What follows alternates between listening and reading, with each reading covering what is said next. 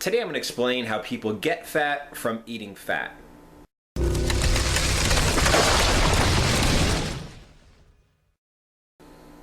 Alright guys, I'm going to keep this short. Basically, I came up with the idea for this video because my girlfriend and I were eating at a diner. Okay, we're eating high-fat, low-carbs over the weekend. And we had a little conversation. I told her, I'm like, this has got to be like the healthiest place in the world. This is like all it is a lot of fat, a lot of protein. The people that hang out in diners and eat there all the time should just be ripped and muscular and lean and in awesome shape. And of course they're not. Most people that eat in diners all the time are extremely overweight. So how is this? Okay, it must be the fat that's making them fat, right? No, it's not. It's not the fat that's making them fat. The thing is, a few years ago, it used to be like, oh, cholesterol's bad for you. Fat makes you fat. It's going to kill you. If you eat fat, you got to eat low fat because otherwise you're just going to get fat. But the facts of the matter is, okay, I'm in really good shape. Okay, I'm lean. I go to a diner and I eat lots and lots and lots of fat. Okay? I eat more fat than a fat person, actually. So why is it that fat supposedly makes people fat, but it's not working with me? Okay, I'm not getting fat even though I'm eating massive amounts of fat because I'm not eating carbohydrates with my fat. This is the thing. Fat doesn't make you fat. Okay, dietary fat combined with carbohydrates makes you fat. Eating too many calories total makes you fat. Not exercising, not moving your ass makes you fat. But eating fat does not make you fat. There's no correlation between dietary fat and body fat. It doesn't just go into your stomach and immediately go to your love handles.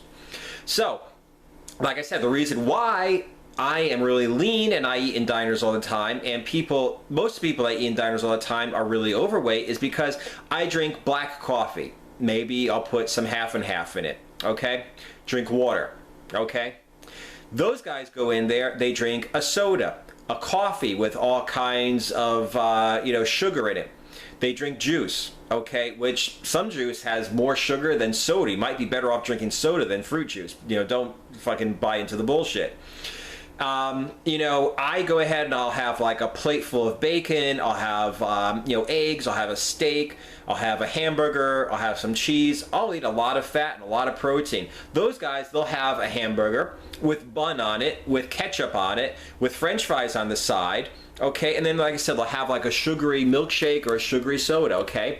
And then the question is, well, it must be all the fat that's making them fat. No, it's all the sugar and all the carbohydrates that's making them fat. It's the fact that they're eating more calories than I am because I'm eating the same food. I'm just not eating all of the carbohydrates, okay? I go ahead and I have, for instance, I went to a place here in Florida called the Metro Diner. I had the protein breakfast, okay? It was 4 scrambled eggs in butter with 2 sides of meat. Okay, I had just 2 sides of bacon. So I had 8 strips of bacon and I had 4 scrambled eggs, and that was my protein breakfast, okay? It's too bad they don't have that at like IHOP and stuff like that, because what happens when somebody does go into IHOP, the International House of Pancakes, or Denny's or one of the other chains? What they do is they go into the diner and they eat steak and eggs, bacon and eggs, whatever, like I eat, and hash browns and pancakes with sauce and quote berries on top, but the berries they have in these diners are really more like red or blue sugar cubes than they are actually real natural fruit, okay? And then, like I said, they drink all kinds of sugar. That's why they're getting overweight, okay? That's why they're overweight. It's not because of the fat, it's because of all the carbs mixed with the fat. You need energy, okay? You need energy, and it has to come from either carbohydrates or from fat. But don't eat both, okay? Either drop your fat and eat high carb, or drop your carbs and eat high fat. The problem I have with dropping down your fat and eating high carbs is a couple of things.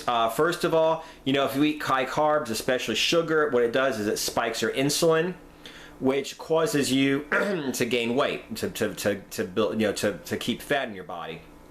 Another thing, it causes you to have a sugar spike where you have a lot of energy and then a sugar crash, okay? Another thing is when your insulin goes up, a lot of times you'll just get tired as hell, okay?